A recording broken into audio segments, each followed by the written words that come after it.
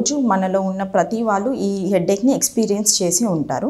ఇది మన దినశైలిలో మనం ఎదుర్కొన్న సందర్భాన్ని బట్టి ఏదైనా చిన్న టెన్షన్ లేదా స్ట్రెస్కి లోనైనప్పుడు మనలో ఉన్న ప్రతి వాళ్ళు ఇది ఎక్స్పీరియన్స్ చేసి ఉంటారు. ఈ టెన్షన్ టైప్ ఆఫ్ హెడేక్ అనేది మోస్ట్ కామన్ ప్రైమరీ హెడేక్ డిజార్డర్గా క్లినికల్గా కూడా మేము చూస్తూ ఉంటాము. ఈ టెన్షన్ టైప్ ఆఫ్ హెడేక్ ఎలా ఉంటుంది అంటే వీటి లక్షణాలని చూస్తే మనకి తలలో రెండు వైపులా నొప్పి వస్తుంది. తల చుట్టూ ఒక బ్యాండ్ కట్టి లాగినట్టుగా ఉంటుంది. Band like sensation over the forehead మనం చూస్తూ ఉంటాము. ఇది క్లాసికల్ ఫీచర్. ఇప్పుడు మనము మైగ్రేన్లో చూసే కొన్ని లక్షణాలు ఈ నొప్పి తలనొప్పితో పాటు వాంతు లేదా వకారంగా ఉండడం అలాంటివి ఈ టెన్షన్ టైప్ ఆఫ్ హెడేక్స్లో మనకి కనిపించవు.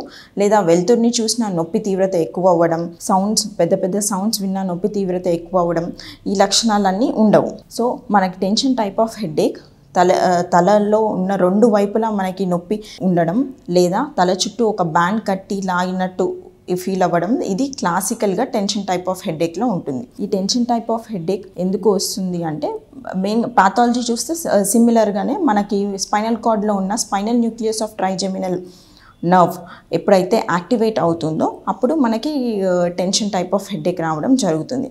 ఈ టెన్షన్ టైప్ ఆఫ్ హెడేక్ సివియారిటీని చూస్తే ఇది మైల్డ్ టు మోడరేట్గానే వివరిస్తాము. అంటే కొంతమందికి బేర్ చేయొచ్చు ఈ నొప్పిని. టాబ్లెట్ ఏమి తీసుకోకుండా నొప్పి తగ్గే అవకాశం కూడా ఉంటుంది. దీనికి ట్రీట్మెంట్ ఏంటి అంటే మనకి అక్యూట్గా చూస్తే ఏదైనా పెయిన్ కిల్లర్స్, అనాల్జెసిక్స్ కానీ ఎనెసిడ్స్ కానీ వాడతాము.